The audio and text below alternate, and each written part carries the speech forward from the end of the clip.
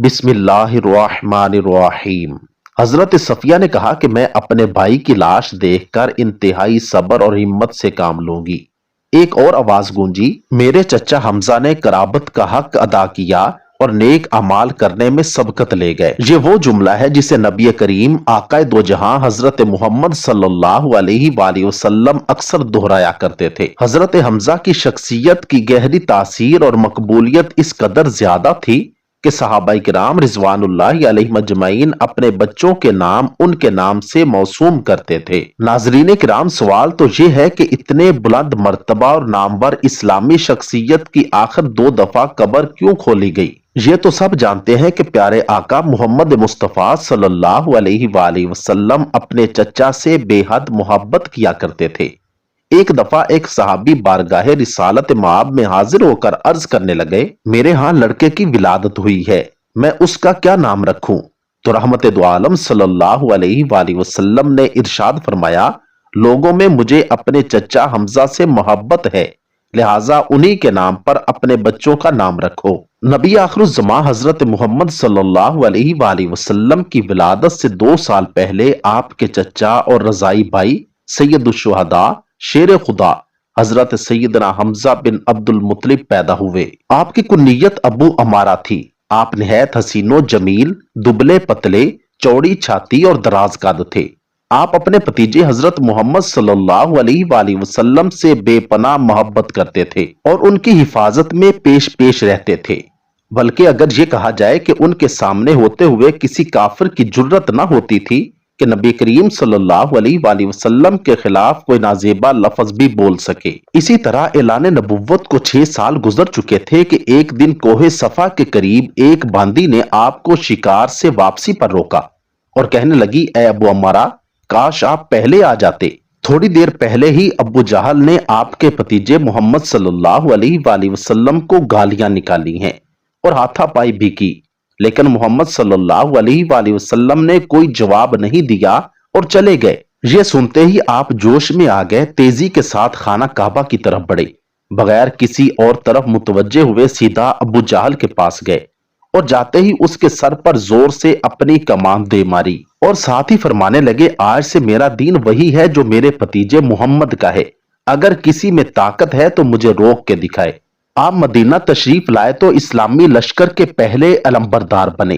2 ہجری میں ہونے والی پہلی جنگ میں آپ نے بے شمار کافروں کو واصل جہنم کیا۔ مکہ کے مشہور جنگجو اور پہلوان عتبہ کو حضرت حمزہ نے ہی ایک ہی وار میں ختم کیا، جس کے بعد پورے عرب میں حضرت حمزہ کی طاق بیٹھ گئی۔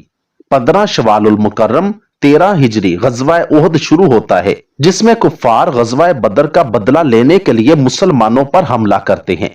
ان کا سب سے بڑا مقصد حضرت حمزہ کو شہید کرنا ہے، کیونکہ جتنا نقصان غزوہ بدر میں کفار مکہ کو انہوں نے دیا اور کوئی نہ دے سکا۔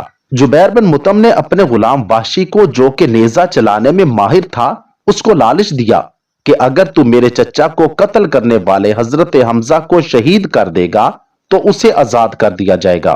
ہندہ زوجہ ابو سفیان نے بھی وحشی کو کثیر انعام کا لالچ دیا، کیونکہ ہندہ کے باپ عقبہ کو حضرت حمزہ نے جنگ بدر میں قتل کیا تھا۔ چنانچہ وحشی نے حضرت حمزہ کو دھوکے سے کسی اور سے لڑائی کے دوران پیٹ میں نیزہ مار کر بے دردی سے شہید کر دیا۔ یہ سارا واقعہ اسی طرح بخاری اور مسلم شریف میں روایت ہوا ہے۔ حضرت حمزہ کا پیٹ چاک کر کے ان کا کلیجہ نکال کر ہندہ نے چبایا، پھر ہندہ نے کافر عورتوں کے ساتھ مل کر حضرت حمزہ کے ناک کان کاٹ کر انہیں لڑی میں پرو کر ان کے کڑے، بازو بند اور پازیب بنائے اور انہیں پہن کر مکہ میں داخل ہوئی۔ جب نبی کریم صلی اللہ علیہ وآلہ وسلم نے حضرت حمزہ کے جسم کو دیکھا تو آپ رونے لگے۔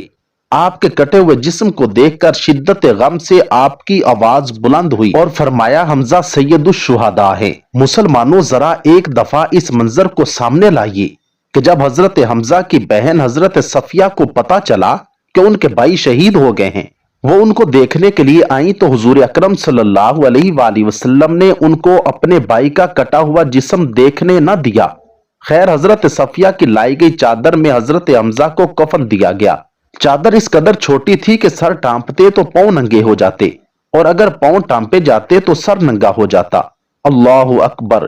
हुजूर सल्लल्लाहु अलैहि वसल्लम फरमाने लगे कि सर को टांप दिया जाए और पांव पर घास डाल दी जाए। हजरत हमजा की कब्र कुशाई की पहली रिवायात हजरत जाबिर ने बयान की है, जिसे इमाम मुस्लिम और इमाम बुखारी ने भी रिवायत किया है। हजरत जाबिर रजी अल्लाह तआला अन्हु फरमाते हैं, जंगे उहद के 46 साल बाद हजरत मुआविया बिन अबी सुफियान रजी अल्लाह तआला अन्हु के दौरे हुकूमत में उन्होंने एक नहर उहद के मुकाम पर निकालने का हुक्म सादर किया।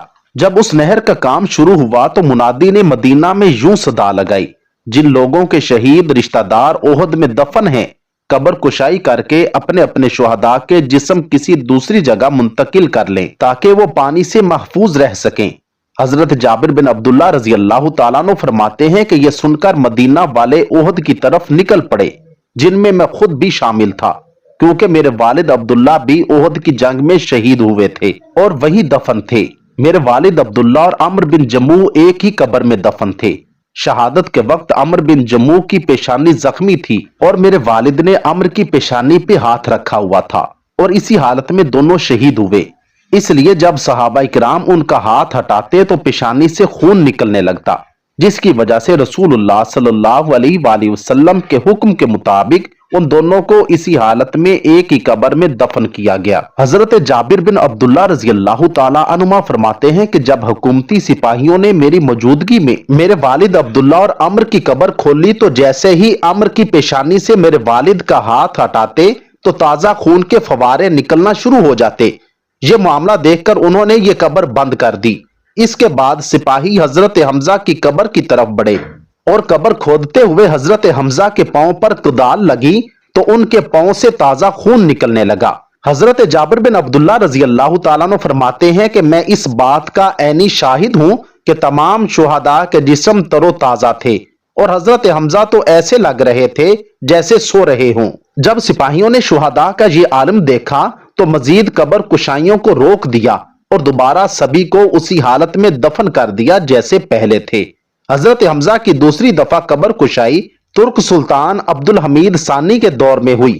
उन्होंने 1904 में करवाई, जब उन्हें ख्वाब में यह इशारा हुआ कि हजरत हमजा के जसद मुबारक पर पानी मौजूद है।